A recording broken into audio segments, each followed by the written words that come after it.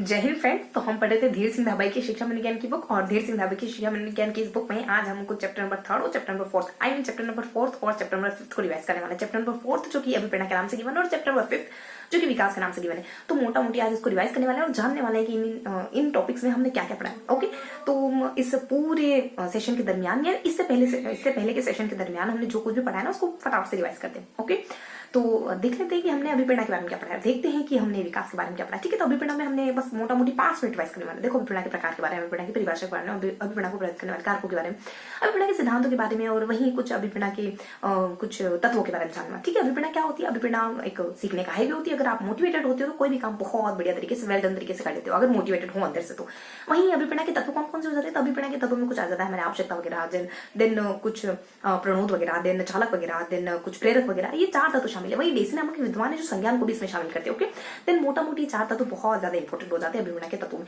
आवश्यकता किसको कहती है? किसी भी चीज की कमी आती है, आवश्यकता कहलाती है। चालक किसको कहते हैं? जो हमको चलायमान रखने के लिए बहुत ज्यादा कारगर साबित होता है। वहीं प्रोत्साहन किसको कहते हैं? अगर आप भूख को चालक कहोगे ना, तो भोजन को प्रोत्साहन कहा जा सकता है। प्यास को चालक कहोगे तो पानी को आप प्रोत्साहन कह सकते हो। ओके, प्रेरक क्या होता है? जो हमको प्रेरक एक ब्रॉड एस्पेक्ट होता है। इसमें आवश्यकता वगैरह, आपका चालक वगैरह, देन प्रोत्साहन वगैरह, ये तीनों ही चीजें शामिल हो जाती है। प्रेरक को यह बहुत डिटेल से डिस्क्राइब किया गया। बस विद इन 5 मिनट लेने वाले इस चैप्टर को कंप्लीट कर देन हम आ जाएंगे विकास पर। देखो, तो यहाँ प्रेरक को बहुत अच्छे खासे पोर्शन में कवर किया गया। जैसे प्रेरकों में कुछ 3 विद्वान आते हैं जो इसके प्रकारों को डिफाइन करते हैं। मेस्लो वगैरह आ जाता है, देन कुछ थॉमसन वगैरह आ जाता है, देन गैरेट वगैरह आ जाते हैं। मेस्लो दो भागों में डिवाइड करते हैं। थॉमसन के द्वारा भी 2 भागों में डिवाइड करा जाता है, कृत्रिम और स्वाभाविक थॉमसन के द्वारा, मेस्लो के द्वारा कुछ अर्जित और बाह्य, अर्जित और जन्मजात। वहीं कुछ गैरेट नामक विद्वान होते हैं, ये 3 भागों में डिवाइड करते हैं। 2 थोड़ा सा स्कीप रखेंगे, यही कुछ थॉमसन से मिलते जुलते हैं, और तीसरा इन्होंने सामाजिक तत्व बताया, सामाजिक पोर्शन, सामाजिक क्लासिफिकेशन क्या है ना। इस तरीके से कुछ मोटा मोटी प्रेरकों के बारे में अच्छी सी इन्फॉर्मेशन दी है। बताया मेस्लो का कुछ अभिप्रेरणा के सिद्धांत भी आ जाते हैं, जिसमें सबसे इंपॉर्टेंट मेस्लो का सिद्धांत है। मेस्लो का सिद्धांत जानते हो? सबसे पहले हमको शारीरिक आवश्यकता की जरूरत होती है, यानी कि भूख प्यास ये सारी संतुष्ट होनी चाहिए। उसके बाद आपको छप्पर चाहिए, उसके बाद छप्पर में साथ रहने के लिए कोई हमसफर चाहिए। ठीक है, उसके बाद आपको नौकरी पेशा वगैरह चाहिए, उसके बाद आप आत्मसिद्धि की अवस्था पर पहुंचने की कोशिश करते हो। और बहुत सारे इंसान, मतलब बहुत सारे हम में से, तो कुछ आत्मसम्मान तक ही फिनिश हो जाते हैं, और कुछ विवेकानंद जैसे, गांधी जी जैसे, कुछ रेयर केसेस ऐसे होते हैं जो आत्मसिद्धि की अवस्था तक पहुंच जाते हैं। मेस्लो ने इसके बाद सुधार करा। उनका कहना है कि जैविक कारकों के ऊपर भी एक अवस्था होती है, जस्ट ऊपर, और कुछ आत्मसिद्धि से जस्ट ऊपर, जैविक कारकों से ऊपर और आत्मसिद्धि से ऊपर एक अवस्था, कुछ 3 इन्होंने स्टेप और बताए हैं, जिसमें 2 तो मैंने बता दिया, एक जस्ट नीचे से ऊपर, और कुछ हाइयर से भी एक और ऊपर। इस तरीके से कुछ 3 स्टेप और इन्होंने बाद में करेक्शन करके इंक्लूडेड किए थे। बस, तो कुछ अभिप्रेरणा मोटा मोटी इतना ही इंपॉर्टेंट है, बहुत ज्यादा इसमें है नहीं। इसकी परिभाषा है, इसके प्रकार बता देती हूँ। अभिप्रेरणा बेसिकली 2 तरीके हो सकती है, एक तो इंटरनल, एक एक्सटर्नल। इंटरनल अभिप्रेरणा, जब अचानक से 3 बजे नींद खुलती है और सोचते हो मन में नहीं यार पढ़ना है ना, ताकि परिवार के सदस्य चैन की नींद सो सके। उनको ये ना सोचना पड़ेगा कि कल का राशन कहाँ से आएगा, है ना। बहुत सारे, हम नहीं है तो क्या हो गया, बहुत सारे बच्चे तो ऐसी कंडीशन में सर्वाइव करते ही है ना। हाँ, तो कुछ इसी को कहते हैं इंटरनली इंस्पायर होना। और एक्सटर्नली इंस्पायरेशन क्या होता है कि अगर कल होमवर्क नहीं है ना, तो वापस से नोट कॉपी में दिखेगा और डांट पड़ने वाली। इस तरीके से जब हम पढ़ते हैं ना, तो इसको एक्सटर्नल कुछ मोटिवेशन कहते हैं। तो ये हमने कुछ अभिप्रेरणा के बारे में जान लिया। ओके, अभिप्रेरणा के बारे में बस इतना ही जाना। थोड़ा सा मैं डिस्कस कर लेती हूँ, अभिप्रेरणा के संघर्ष किसको कहते हैं। अभिप्रेरणा के संघर्ष 4 तरीके हो सकते हैं, या तो उपागम या परिहार, या उपागम परिहार, या फिर बहुविध। उपागम आप दोनों से शादी नहीं करने चाह रहे हो। कौन? 2 रिश्ते हैं, दोनों में से किसी से शादी नहीं करना चाह रहे हो। परिहार उपागम दोनों से करना चाह रहे हो। और परिहार देखो, हिंदू मैरिज एक्ट 1951 के तहत हो तो सकता नहीं, पर चाह रहे हो, है ना। चाहने में क्या है, चाहने तो कुछ भी चाहा जा सकता है, लेकिन वैसे चाहते बड़ी रखनी चाहिए। हाँ, तो इस तरीके की बड़ी नहीं, लेकिन हम कहा थे तो उपागम और परिहार दोनों से नहीं करना चाह रहे। उपागम परिहार एक से करना चाह रहे हो, एक से नहीं करना चाह रहे, अपने पसंद से करना चाह रहे और मम्मी की पसंद से नहीं करना चाह रहे। और बहुविध हो जाता है, जिसमें मतलब कुछ चीजें मिक्स होती है ना। उसके बाद कुछ अभिप्रेरणा के सिद्धांत वगैरह देख ली। देखो, अभिप्रेरणा से जुड़ी कुछ अन्य महत्वपूर्ण बातें हो जाती है। वुडवर्ड साहब के द्वारा अंशिकीय अभिप्रेरणा कहा जाता है, और मैकडूगल है जो प्रेरकों को संवेगों का हृदय वगैरह कहते हैं। इस तरीके से कुछ कोटेशन वगैरह आ जाते हैं। बहुत ज्यादा इंपॉर्टेंट तो नहीं है, लेकिन हाँ, कुछ कोटेशन भी कवर किए गए हैं। ओके, तो ये हमारा अभिप्रेरणा चैप्टर पूरी तरीके से फिनिश हो जाता है। देखो, विद इन 5 मिनट हमको देखना था, मोटा मोटी रिवाइज करना, बहुत ज्यादा फाइन इन्फॉर्मेशन इस वाले सेशन में नहीं लेने वाले। इससे पहले जो सेशन कवर करें ना, हमने एक ही पेज पढ़ा उसमें डिटेल से, वहां जाके आप अच्छे से पढ़ सकते हो उस अभिप्रेरणा चैप्टर। ओके, ये रिविजन का सेशन है, चूंकि तो इतना ही पढ़ने वाले। अब देखेंगे थोड़ा सा विकास चैप्टर के बारे में। देखो, विकास में हमको क्या जाना है? विकास में हम सब तरीके के विकास के बारे में जानेंगे, जैसे कि हमारा शारीरिक विकास हो गया, मानसिक विकास हो गया, गणित विकास हो गया, भाषा विकास हो गया, नैतिक विकास हो गया, सामाजिक विकास हो गया, संवेदनात्मक विकास हो गया। तो टोटल ये 7 तरीके के विकास यहाँ पे गिवन है। इसके साथ साथ कुछ विकास के बारे में भी गिवन है। वृद्धि और विकास में क्या अंतर होता है, ये बेसिक बातें हमको पता होनी चाहिए जब हम विकास पढ़े। तो शुरू करते हैं अपन मानसिक विकास से।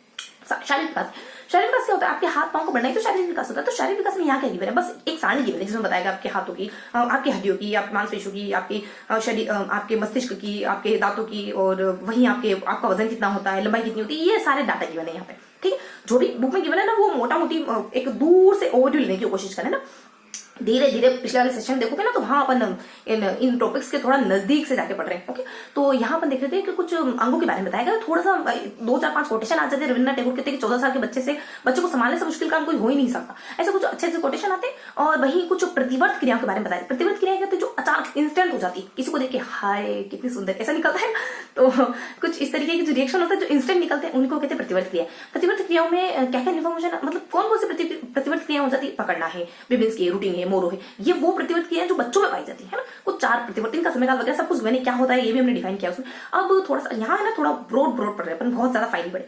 इसके साथ साथ कुछ मस्तिष्क के बारे में बताया, जैसे मस्तिष्क क्या है, पेनेजोरोली क्या है, मेडुला ऑब्लोंगेटा क्या है ना, मध्य मस्तिष्क क्या होता है, पश्चिम मस्तिष्क क्या होता है, इसका क्या काम होता है, हाइपोथैलेमस, थैलेमस, इन सब के बारे में जानकारी गिवन है। वहीं कुछ थोड़ा सा कुछ हल्का हल्का कोटेशन वगैरह भी गिवन है, कुछ मेरिडिथ का वर्गीकरण गिवन है, और अलग अलग महीनों में बच्चा क्या करता है, मतलब हाथ पांव संचालन करना कब सीख जाता है, आंखों का संचालन करना कब सीखता है, महीनों के नाम भी, जैसे कि 2 महीने में, 4 महीने में क्या करता है, 12 में क्या करता है, 16 में क्या, हमने ट्रिकी तरीके से पढ़ा था, बीच में 18 में क्या करता है, बीच में 24 में क्या पढ़ता है, तो अपन हाथ है मतलब हाथों के बारे में, फिर सिर के बारे में, इस तरीके से अपन ट्रिकी तरीके से याद करते हैं। मलमूत्र त्याग करना कब पड़ता है, ये सारा कुछ इसमें गिवन है ना। तो ये हमारा मानसिक विकास कंप्लीट हो जाता है। और यहाँ फिर शुरू हो जाता है शारीरिक विकास। तो शारीरिक विकास कंप्लीट हो गया ना। इस तरीके से मोटा मोटी हमने कुछ अंगों के बारे में जाना, कितने कितने अंग, मतलब कितने कितने वजन वगैरह, माप वगैरह, ये सब जाना हमने। वहीं कुछ कोटेशन कवर किए जाते हैं, और इसके साथ साथ कुछ प्रतिवर्त क्रियाएं कवर करी जाती है, और इसके साथ साथ कुछ हम कौन सा काम किस महीने में करना सीख जाते हैं, ये कुछ जानकारी है जो यहाँ कवर की गई।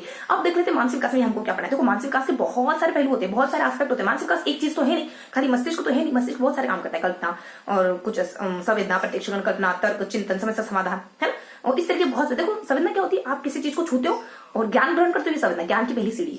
और प्रत्यक्षीकरण क्या होता है, प्रत्यक्षीकरण जब आप छूते हो और ज्ञान ग्रहण करते हो, इसको थोड़ा सा और विस्तारित करते हो, अर्थ समझते हो चीजों का। छू करके पता चला क्या पता एक खुरदरा से मुझे टच हुआ, या तो हो सकता है कि कोई मेज हो, मतलब टेबल वगैरह हो, या फिर ये भी हो सकता है कोई पत्थर रखा हो, मैंने तो इतना सच हुआ। हाथ की पूंछ पकड़ के आप ये तो नहीं कह सकते कि ये एक लकड़ी जैसा होता है ना। तो इस तरीके से प्रत्यक्षीकरण में उसमें अर्थ जुड़ जाता है। ये बहुत मतलब जटिल क्रिया होती है प्रत्यक्षीकरण, ये समझना बहुत सरल क्रिया होती है, और मस्तिष्क भी इसमें निष्क्रिय वगैरह रहता है, मतलब एक बच्चे समझो और ये इसकी मदद समझो प्रत्यक्षीकरण। वही प्रत्यय क्या तो कॉन्सेप्ट क्लियर हो जाए, उसमें आपकी आंख नाक कान सब खुले होते हैं, आपका कॉन्सेप्ट क्लियर हो जाती है। प्रत्यय कहलाता है। प्रत्यय 4 तरीके होता है, सरल, जटिल, स्वाभाविक, कृत्रिम, इस तरीके से प्रत्यय के बहुत सारे विषय, हर व्यक्ति का प्रत्यय अलग होता है, बहुत सारी जानकारी है, मोटा मोटी पढ़े। अब देखो कि चिंतन क्या होता है। देखो चिंतन जब हम प्रत्यय से और एक स्टेप आगे बढ़ते, इसको चौथा कारक तो नहीं बताया, लेकिन प्रत्यय देखो प्रत्यय हो गया अपने तीसरा कारक। अब हमारे कुछ चिंतन आ जाए, चिंतन आप चीजों को देखकर थिंक करने लग जाते हो, उनके बारे में सोचने लग जाते हो। चिंतन अलग अलग तरीके का हो सकता है, जिससे सोली चिंतन ये था, एक तो ख्याली पिलाओ कि मैं खिड़की में बैठा हूँ, हवा रही ताजा जी, और मेरी पत्नी मेरी चाय लेके आई, और मैंने कहा कैसे चाय बने, वापस जाओ वापस बना के लेके आओ, वो ख्याली पिलाओ। और उसके बाद कुछ होता है यथार्थवादी, अगर आपकी गाड़ी बीच रास्ते में खराब हो गई, अंधेरा सुनसान रास्ता है, तो क्या करोगे उस समय आपके हाथ में क्या है करने को, है ना। इस तरीके के क्वेश्चन पूछे जाते हैं ना, ये सब इंटरव्यू में वगैरह, तो इस तरीके के क्वेश्चन में आप क्या करोगे, इसको कहते हैं यथार्थवादी चिंतन। तो सोली चिंतन, यथार्थवादी चिंतन, तब तो होते हैं बहुत सारे चिंतन, जैसे समस्या समाधान, तर्क है, और कुछ निर्णय है, और कुछ प्रतिमा है, ये सारे तत्व होते हैं, इनके बिना आप चिंतन कर नहीं पाओगे। उसके बाद तर्क, देखो थोड़ा सा अपन, ओ माय गॉड, थोड़ा सा डिस्टर्बेंस, ओके देन कंटिन्यू।